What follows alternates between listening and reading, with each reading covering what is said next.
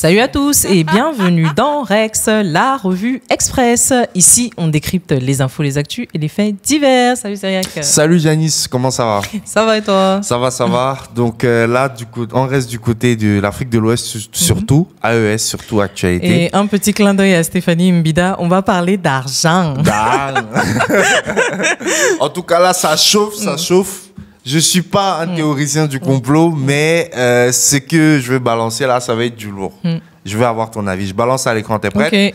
3, 2, 1, let's go. Un stratégique vise à accélérer l'opérationnalisation des actions prioritaires pour le développement et l'intégration des pays membres de la Confédération.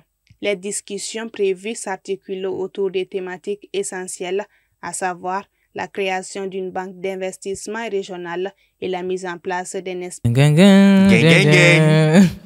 Français, gang. Ouais. Ça commence. Ça commence à prendre forme, un peu. Ouh là là, ça chauffe. Mise en place d'un espace de libre circulation qui favoriserait l'intégration économique et renforcerait les liens entre les populations des différents États membres. Pendant ces deux... Gang. Avec le nouveau logo derrière. CEDEAO, copier-coller. Pendant ces 2 jours, nous allons réfléchir sur toutes les questions stratégiques. Il s'agit des questions qui touchent l'énergie, la libre circulation des personnes et des biens, des questions qui touchent aussi la commande publique et divers aspects qui vont permettre à nos 3 États de pouvoir véritablement amorcer un développement accéléré et bénéfique à l'ensemble des membres des États. Pour les ministres. Je mets pause. Qu'est-ce que tu en penses déjà de ce que tu viens d'entendre? Ou tu veux que je... Bon, disons que y a de bonnes choses qui se préparent. C'est-à-dire que, bon, finalement, tout ce qu'ils ont déjà annoncé, c'est le train est en marche. Hein, voilà. Ça chauffe. Le ministre de l'économie et des finances, Alouseni Sanou, je le cite, l'AES est un espace où nous sommes obligés de réussir ou réussir. Fin de citation. C'est pourquoi les sujets à l'ordre du jour doivent permettre de juguler, d'équilibrer et d'assurer la régularité de l'approvisionnement des marchés des 3 pays en denrées de première nécessité à un prix maîtrisé. Il y a un deuxième sujet extrêmement important, la banque d'investissement des États du Sahel. Il nous faut nécessairement sortir avec la validation d'un chronogramme de mise en œuvre de cette banque d'investissement qui doit nous permettre donc d'assurer le financement de tous les projets structurants que nous voulons mettre ensemble en œuvre. J'ai aimé une chose qu'il a dite. Il nous faut absolument sortir avec un chronogramme. Parce que si toi-même tu vois, la plupart des réunions qu'il y a comme ça, c'est toujours les grands discours, les blablabla, le forum de ci, mais on ressort toujours de là avec zéro néant. Là maintenant on veut du concret. Voilà, du concret. Donc c'est déjà bon s'ils sont dans cette dynamique-là. Il faut que les gens soient liés. Il faut qu'on puisse se déplacer facilement par l'air, par le sol, par le fer, par l'eau, par tous les moyens disponibles.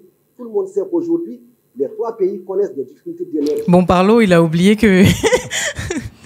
Il a dit tous les moyens. Non, mais vu qu'il y a d'autres pays qui vont sans doute se rallier, bon, ils auront leur accès à l'eau. Il a dit pas tous les moyens. Suite à beaucoup de crises que nous connaissons, on peut mettre ensemble nos efforts et nos énergies ensemble pour trouver les voies et moyens pour assurer, en tout cas, la réalisation d'investissements structurants pour le compte des 3 pays. Les propositions faites par les experts de développement des 3 pays à l'issue de cette rencontre seront entérinées par les comités ministériels lors de sa rencontre de ce jeudi. Ces éléments seront par la suite soumis aux chefs d'État de la Confédération qui adopteront les conclusions pour leur mise en œuvre. Bon. Ça fait plaisir à entendre, en tout cas. Une banque d'investissement, c'est une très bonne nouvelle parce que ça veut dire que ça peut accélérer le processus justement de financement de différents projets. Et Dieu sait qu'il y en a des projets dans l'AES, du coup. Donc, oui, il y a quasiment tout à refaire. Voilà. Et puis, ça va permettre aussi peut-être de ne pas nécessairement chercher à compter sur les fonds de Banque mondiale ou je ne sais quoi d'autre. Bon, c'est un peu illusoire aussi de dire ça, mais je pense que c'est la finalité aussi. Mais je pense que bon, l'avantage d'avoir une armée, d'avoir commencé par l'armée, je pense que ça a permis en fait aux États donc Mali, Burkina, Niger, de s'autonomiser financièrement. C'est-à-dire qu'ils ont réussi à réunir une grande capacité militaire avec les moyens qu'ils avaient, sans faire de crédit à gauche, à droite. Et donc, ça reste à prouver, hein? Ça reste à prouver, mais on peut parler, par exemple, du cas du Burkina, hein, qui a carrément remboursé sa dette sans prendre de prêt. Donc, je pense qu'il y a une discipline financière quand même. Il y a certains bénéfices. C'est vrai qu'il y a les efforts de guerre, tu as raison, qui sont même faits par la population. C'est ça. Et donc, du coup, ça crée un mindset général où tu as une population épargnante ou pro-État, en fait. Et ça permet, du coup, au pays d'asseoir les bases de discipline financière pour pouvoir gérer ce type d'institution, en fait. Sans compter, bon, là, indirectement, la diaspora de ces pays-là qui ont très envie de contribuer, justement. Exactement. Pourront être en mesure de participer aux investissements d'une certaine manière en achetant des titres ou en... C'est ça. Maintenant, la forme, on verra bien ce que ça va donner. Si c'est sous forme de... Bon, ils vont faire peut-être des appels de fonds sous forme d'obligations. On verra bien. Parce que là, pour le moment, on est en confédération. Chaque État a quand même la même mise sur son économie. C'est ça. Donc, j'aimerais bien voir comment ils vont réussir la forme juridique que ça va prendre. Pas la forme juridique, mais la forme pratique que ça va prendre. Mais effectivement, je te rejoins dans le sens où ils ont demandé un chronogramme. Et c'est ça qui nous manque souvent dans nos États. Le concret. Janvier, on fait quoi? Février, on fait quoi? Mars, on fait quoi? Avril, on fait quoi? C'est ça, exactement. Parce que les grandes idées sans plan d'action, finalement, ne restent que des idées. Ça reste que des idées. Ça reste que des idées. Et puis, j'ai bien... je pense qu'il a fait un lapsus en disant par voie maritime. Mais j'aime bien le fait qu'il a parlé du développement du réseau ferré. C'est ça. Ça, c'est super important, surtout dans les États enclavés. Et puis, surtout, s'ils sont dans des délires de mines et autres, là, bon, à un moment donné, ça peut aussi... Ça peut vraiment créer une dynamique qui est importante, en sachant que le président Assimi Goïta a parlé du transport d'armes, etc.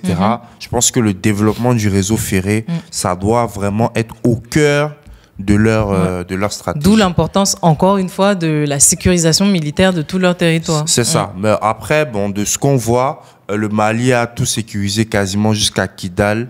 On peut parler de 98%. On est optimiste en tout cas. Oui, on est très optimiste même parce qu'ils ont déjà quasiment tout récupéré. Militairement parlant, je ne pense même pas qu'il y ait des pays en Afrique de l'Ouest qui peuvent rivaliser avec l'AES, militairement parlant. Maintenant, question. Est-ce que cette fameuse banque d'investissement-là va démarrer directement avec la nouvelle monnaie? C'est ça la question. C'est ça la question, parce que là, il y a une mise en place. Mais pour ma part, je ne pense pas. Je pense que dans l'état actuel des choses, à la vitesse à laquelle ils veulent aller, peut-être la monnaie est là, mais peut-être la monnaie sera le... Parce que quand tu mets en place une monnaie, les mécanismes de démarrage économique de cette monnaie-là prennent du temps. Et donc, ça va retarder le financement de beaucoup d'infrastructures par la suite. Donc, je pense qu'ils sont encore dans le franc CFA.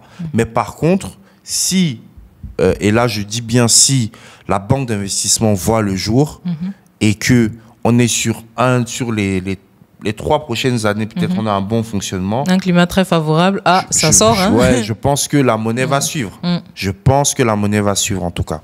Et là, c'est très, très chaud parce qu'il y a notamment l'arrivée de l'écho qui est aussi en train de bouillonner. Donc, j'attends de voir ce bouillon-là, hein, parce que ça bouillonne, bon. Ça bouillonne. On n'est pas trop sûr. Hein. Bon, moi, je vois pas tellement de bulles. Hein. Donc, effectivement, c'est vrai qu'il n'y a pas tellement de bulles de ce côté-là. On ne voit pas vraiment les soubresauts d'une avancée côté monétaire. Comme quoi, c'est pas si évident. Quand on parlait de ça ici, les gens nous ont insultés. Ah, comme d'habitude. Voilà, 3 ans, 4 ans plus tard, on est toujours dans le franc CFA, les gars. Vous voyez, donc sortez de vos émotions. C'est vrai que vous nous chargez sur Internet, mais parfois, on n'a pas tort. Effectivement, la mise en place d'une monnaie, c'est très, très compliqué. Mais je pense que là, c'est dans le sillage. Ça veut dire que si la banque d'investissement arrive à fonctionner, lancer des projets structurants. On a notamment les différentes saisies qu'ils sont en train de faire. Ils sont en train de remettre les comptes à jour dans les différents pays. La suite, après la banque d'investissement, je ne donne pas 5 ans au franc CFA, dans l'AES en tout cas. Ah, Pour ma part. C'est noté en vidéo. C'est ma prédiction, noter la date. Je ne donne pas 5 ans. Donc, en 2030, je ne pense pas qu'il y aura encore le franc CFA. Dans l'AES, en tout cas. Je ne parle pas de nos autres pays. La CEMAC aussi, ils ont commencé à bouger. Donc, mais 2030, je ne pense pas. Ok, qui vivra verra. On vous attend dans les commentaires. Est-ce que vous pensez que la prédiction de Cyriaque pour une fin du franc CFA en 2030 avec les pays de l'AES, c'est réaliste et faisable? N'hésitez pas à tout nous dire. En attendant, n'oubliez pas de vous abonner à la chaîne de l'Investisseur Africain et surtout, activez la cloche de notification pour ne rater aucune nouvelle vidéo. À très bientôt. À très bientôt les gars. Soutenez-moi. 2030, plus de franc CFA. Ciao, ciao.